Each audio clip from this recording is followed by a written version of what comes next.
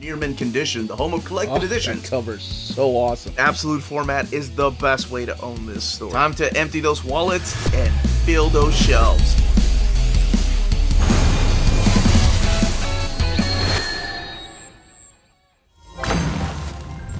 The day has finally arrived, all you minties. This is the Uncanny Omar from Near Mint Condition, the home of collected editions. And today I'm going to give you an advanced look at the Wolverine Omnibus Volume 4 from Marvel Comics. Let's go, bub.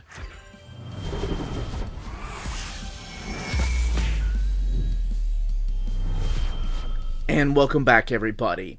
Before going any further, I do want to thank David Gabriel and the fine folks at Marvel for sending us an advanced copy of this omnibus. This omnibus is due out in the direct market and book market on September 12th or 13th, depending on where you get your books. And you all voted for it on Patreon to let me know when you wanted me to start doing overviews. Did you want them 2 weeks before the book comes out, a week before the book comes out, or the week the book comes out? And majority of the vote voted for a week before the book comes out. So this is where I began doing the overviews in advance, a week ahead of time. So there are no Omnis this week. So it was a nice break. I got to actually read the stuff that I needed to make sure I was a week ahead of time. So keep in mind, this doesn't come out until next week, September 12th or 13th, like I mentioned earlier. And we are looking at one of the direct market covers here. This is, of course, by the phenomenal Mark Texeira. On the left-hand side is your standard edition cover, and that is supplied by Adam Kubert. That's the one that's going to be available everywhere. The spines are different for all of these, by the way. And that's also the one from the holographic card for issue 75, which I'll show here in a little bit when I'm flipping through this book. So that's the standard, and I said there were going to be two direct market covers. Taking up your entire screen is the other direct market cover by the other Kubert brother, Andy Kubert. And this is the one from X-Men 25. And again, it has that wraparound cover, and you notice the spines are different. Not just the pictures, but the actual color of the logos are different. So I did want to showcase what each of these look like. But since everything underneath the dust jacket, with the exception of the wraparound cover, is the same, let's put the focus back on this. As I mentioned, this is the text cover here from, I believe it's Marvel Age 126. The Wolverine logo added up there instead of Marvel Age. Marvel Omnibus Wolverine, this time around yellow, with the piece down here by Dwayne Turner, Volume 4. And the last days of adamantium. What does that even mean? Here's what it's collected in here, which we'll go over in a little bit. The retail price being $125. And actually, before I take the dust jacket out, let's put it in the shelf right next to the other books. And this is what they're going to look like together in case you get all Wolverine Omnis or oversized hardcovers. Here's Volume 4, with a slot for Volume 5 left open because I've announced the Volume 5 coming out in 2024. Now, let's take the dust jacket off and check out what's in the flaps here. A little bit of the blurb as to what Larry Hama was doing during this particular time on Wolverine, and on the right-hand side. So it's another image by Tex here. I think that's from 65, and then this is from 64. That's Mark Pacella. And about the creators, Larry Hama, Mark Texeira, and Dwayne Turner. Now, this I really like.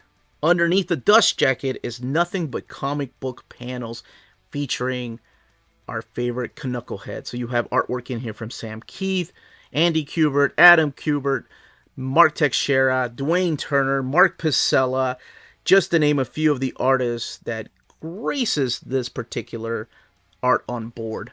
I like the placing of that right there and that image because they kind of coincide with each other. All right, we're going to crack the book open, check out the artwork, talk about some of the stories collected in here without going too much into spoilers. Minor spoilers maybe if you haven't read the previous volumes, but not too much. But the big thing I want to do here is also talk about the reproduction of some of these issues, especially issues 70 through 74, and I'll compare it to the Epic Collection that came out previously. So let's go ahead and start that, and then we'll look at the build of the book. Alright, let's get this book opened. We have some Black end sheets right there. Another piece by Tex, Wolverine Omnibus Volume 4. What is collected in here? Piece by Sam Keith right here. Here's all the writers like Larry Hama, Ann Nocenti, D.G. Chichester, Howard Mackey, Dan Slott, Terry Cavana, Carl Potts, Peter David, Fabian Nicieza, just to name a few of the writers. Larry Hama being the main writer on this book, though, of the main run. The pencilers, Mark Teixeira, Dave Hoover, Mark Pacella, Steve Lytle, Bill Sienkiewicz, Sam Keith, Andy Kubert, Adam Kubert, and Scott McDaniel. You got inkers like Keith Williams and Bill Sienkiewicz, Sam Keith, colorists like Kevin Tinsley, Steve Buscelato, Mary Javins, and then you have the letterers right here like Pat Brazeau and Bill Oakley and Michael Higgins. Here's your editors at the time, and then the group editor. And your table of contents, what is collected in here and what page you're going to find it on. Kicking it off with this Larry Stroman cover right here of issue number 60, Shiva versus Sabertooth. Shiva was a character that was introduced in the pages of Wolverine number 50. It's part of the whole Return to Weapon X storyline. So what's collected in here is Wolverine 60 through 75, Wolverine Inner Fury, Wolverine Killing, Global Jeopardy, Wolverine and the Punisher, Damaging Evidence 1 through 3, Sabertooth 1 through 4. I love that miniseries is in here. I love that miniseries. You also have Designer Jeans, which is the Spider-Man Punisher Sabertooth story. So even without Wolverine, that stuff is collected in here. The X-Men 25, and then material from Marvel Comics Presents 109 to 142, and Marvel Holiday Special number 2. And I'll talk a little bit about those. So we have this piece right here. This is this particular issue, not piece. This is by Dave Hoover. But the important thing to note is that this is immediately taking place after issue 57 of Wolverine, where he lost something so near and dear to him, and now he's having to deal with the ramifications of that. And also, the return to the idea that this Weapon X project created more people than just Wolverine and people like Sabertooth. There is a whole checklist, a whole group of nicknames, or rather code names, that were given to some unknown characters. By now we have Mark Teixeira taking over art duties. He has become the new ongoing penciler after Mark Silvestri left, after we had a couple of fill-in issues by Derek Robertson. Now we have Mark Teixeira. So here we have the introduction of somebody named John Wraith. We bring back the character of Maverick. But they're not alone, like I said, not just Wolverine and Sabertooth, but we also bring back this character named Silver Fox. There's Kestrel, there's Mastodon, there's Wildcat, there's Vol. There's all these characters' names that have shown up that are tied to this Weapon X project with Professor Cornelius, Hines, and Pharaoh. And then the question is, like, who are these people? So we have Silver Fox, and then, you know, from the beginning, Silver Fox was a character that appeared through the pages of Wolverine, created by Chris Claremont and Big John Buscema, that made you think, oh, maybe his past isn't a total lie. Maybe some of these things happened. And that's what Wolverine is trying to go through in the very beginning here. Trying to see what is real and what isn't. Is all of this a lie? Now, we do have a fill-in issue by Mark Pacella here. Even as a kid, I was like, I know that picture. And if you're seeing this picture and you're like, wait a minute, I know that picture too, that's because you can find it in the pages of X-Men by Claremont and Jim Lee. Yeah, it's this picture that Jim Lee drew. But you know what? Mark Pacella wasn't the only one borrowing images. Looking at this Wolverine, The Dying Game Epic Collection, we have an artist, Fabio Laguna. Fabio Laguna just didn't care. He was like, that's not the only thing I'm just going straight Jim Lee. But yeah, we have another picture of Sabertooth right there in the original image here. So all this swipe file and talk of like Greg Land, that stuff has been around forever. Long before the internet, where people inspired by other artists, if you will. So this is the fill-in issue right here, and that particular story gets wrapped up in issue 65. I must say this, issue 65, the very ending, man, that still brings a tear to my eye. I love it. I think it's a beautiful story. And now we have the Typhoid Mary and Wolverine story right here. This one is written by Ann Nocenti, who of course created the character of Typhoid Mary, but this brings both of them together. This is drawn by Steve Lytle, who sadly passed away in 2020, had complications of COVID. It's a great story, very underrated. Not a lot of people talk about it, but they have a whole history maybe behind them. And, he finds his kindred spirit in her. This is the Wolverine Inner Fury.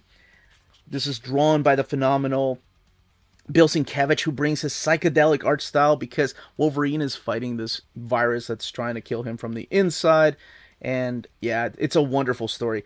And of course, the first time Wolverine and Venom go head to head with each other up against Nightmare. This is all part of the Marvel Comics Presents. There's also a one-shot of a Marvel Comics Presents that's collected in here. This is the Michael Golden story, written by Larry Hama. That was part of the holiday special, if I'm not mistaken. Yeah, the holiday special, with art by Arthur Adams on that cover. Then we come back to your regularly scheduled Wolverine ongoing series. And again, text on artwork. This is really interesting because I do remember this too when I had the single issues. The border is all black, so you have this black frame around there. So that's why I thought it was one of the original graphic novels that's collected in here. But no, it's those issues 66 through 69, I believe. We have some more Marvel Comics Presents. This time around, we have a character named Lynx. We have a character named the Carrier. And it's a team-up between Wolverine and Black Widow to see how they can help this young lady. This is the one-shot issue that you can read for yourself, which takes us to issue 69. Now, I did want to talk a little bit about the scans of the next issues, but I'll do that when we talk about the actual build of the book. So the people that don't want any spoilers can come back and join us to talk about that. This is the story in the Savage Land, which takes Jubilee and Wolverine into the Savage Land to fight Sauron and all his other mutates down there, drawn by the phenomenal Dwayne Turner, who would later go on and draw Spawn. Like, he became the monthly artist for Spawn. Another Steve Lytle piece right here where Wolverine goes on vacation. I think this one's written by Dan Slott and runs into Cyber. But it's funny because I remember the next Marvel Comics Presents was also Wolverine trying to go on vacation. The Astonishing Melanie absolutely loves this story. This is one of my wife's favorite Wolverine stories that takes place from 72 all the way to 74. And it's Where Walks a Sentinel. It's pretty much a story of Jubilee and Wolverine going back to Australia to kind of just pick up some pieces that were left behind. There's a couple of time travel elements in here, but the big thing is they make friends with a Sentinel, and my wife has this soft spot in her heart for Iron Giant. And yeah, she was like, I love that story. Now, the final issue, issue 74, was not drawn by Dwayne Turner. He did the previous issues. This one's drawn by Jim Fern. Then we get to Wolverine. This is The Killing, which is a really weird story that kind of pits without going into spoilers, pits Wolverine against his biggest arch nemesis, which is found inside of his soul, if you will. And the artwork, it's one of the artists that did the Havoc and Wolverine Meltdown. And yes, this is the other Marvel Comics Presents that puts Wolverine on vacation on an island, and he finds trouble. He ends up going into an arena. Oh, yes, Sabertooth. You don't have the die-cut cover, but oh well. But at least it's collected in oversized format. I absolutely love this story because Sabertooth, has been portrayed before this as a psychopath, as a man of mystery. Is he related to Wolverine? Is he Wolverine's father? Is he just his teammate that just loves to mess with him? Is he as messed up with his memory loss like Wolverine? Or does he actually remember things? In this particular miniseries that focuses on the character of Victor Creed, you find out a lot of things about his past and how he's able to put those demons to sleep. And we get to meet Birdie! Yeah, that's the only way I can say Birdie. Even though she showed up in the pages of Uncanny X-Men. Or, no, I'm sorry, Adjectiveless X-Men by Jim Lee. But she was one of the characters that he snaps his fingers and she comes out in the Marvel vs. Capcom 2.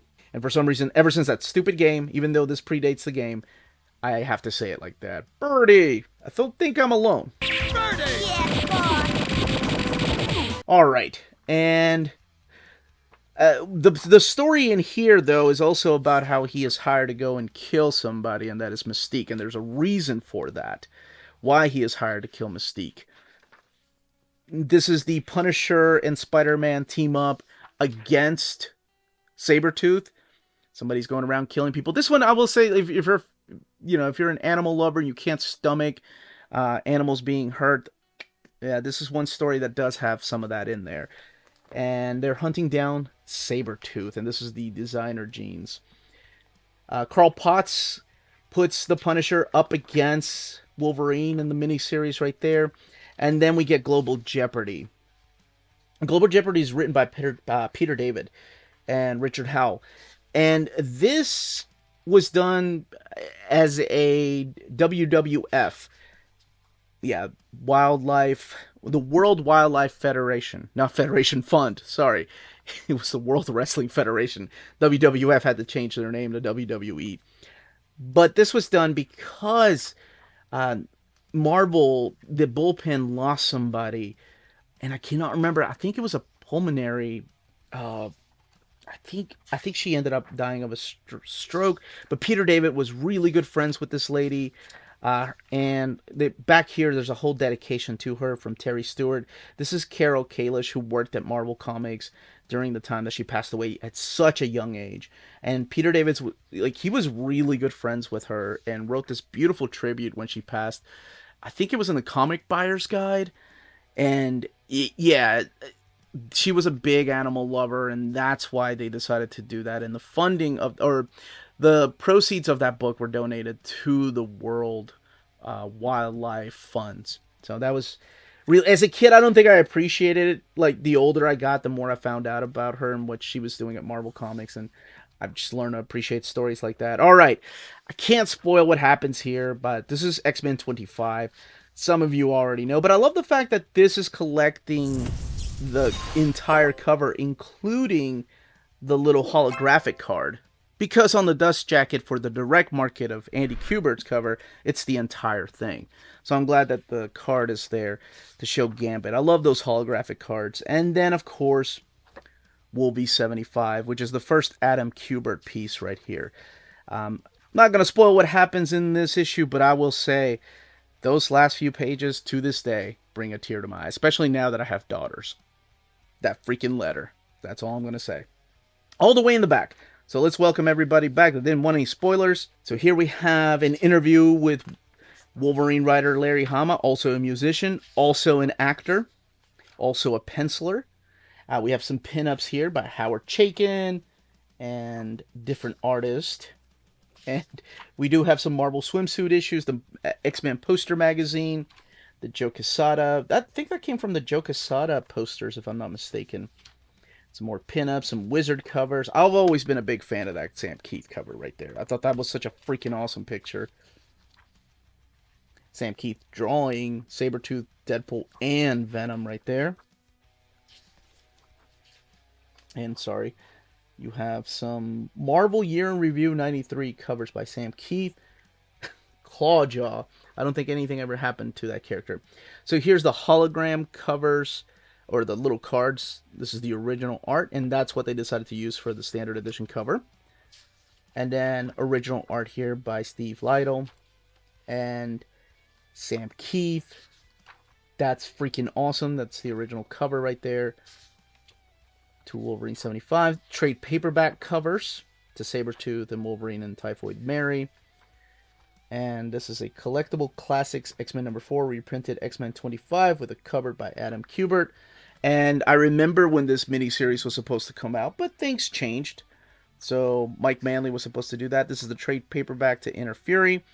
And then the Fatal Attractions hardcover, back cover by Andy Kubert, which can be found in the original oversized hardcover. Maybe one day they'll reprint this as an omnibus. Okay, so let's talk about the build of the book. We have 1,176 pages. This one is printed at the iMac printer. And one thing I noticed when because I love these stories, and I had to go back and read some. Paper stock seems to be a little thicker than Volume 3's paper stock. But what's really interesting is that the beginning pages aren't as thick as the ones in the middle. Like, the middle feels thicker than the beginning. I don't know if I'm the only one, and I don't have a paper grader to see how thick something really is. I don't want to get that picky. But I did want to point that out, that it's really strange. Like, it's not as thick, or at least to me. Maybe my old thumbs are giving out on me or something. As the paper stock that they're using towards, like, the middle of the book. And not even, I don't want to say even the middle, but when you get to about issue 65 or so. Now, I did want to talk about, well, actually, before we talk about that, let's look at how the book lays over. So you saw that eye. That's a pretty good eye, honestly, for a book this big. This is the way that it lays over. I have to hold it down a little bit. I did, of course, stretch the spine. This one only twice, honestly, because I knew I was going to end up reading some of the stories in here over the last month. But it does lay over good. Trying to find a spread. Okay, here we go. Here's a spread towards the beginning, so you can see the kind of gutter loss you get here. And then around the middle, right here, to get not as much gutter loss, as minimal gutter loss. And I'll just show you the way that it lays over towards the end. Alright, so this is issue 69, I think? Yeah. So after issue 69, 69 looks good, like the scans look good, but issue 70 to 74, the scans become really muddled. So it's not like they touched up the artwork, and a lot of that has to do with the kind of colors they were using at the time for comic books. They were introducing these new not really computer-generated colors, but almost like computer-separated colors. And I think a lot of it has to do with that, and why the reproduction of those particular issues just looks a little rough around the edges. Looks obviously different. I think it is showing up on camera. Like, this looks different than even the issues before then. Like, this is cleaned up so much more than this. And it's only for 4 issues, but I did want to point that out. Now, if you think, oh, well, I'm just going to keep my epics. The epics is where I originally noticed the scans. So it's the same scans that they use for the epics. It's just in a bigger format that they're using for the omnibus editions. And like I said, it's just 4 issues in here, but I did want to point them out. The Sabertooth miniseries looks great.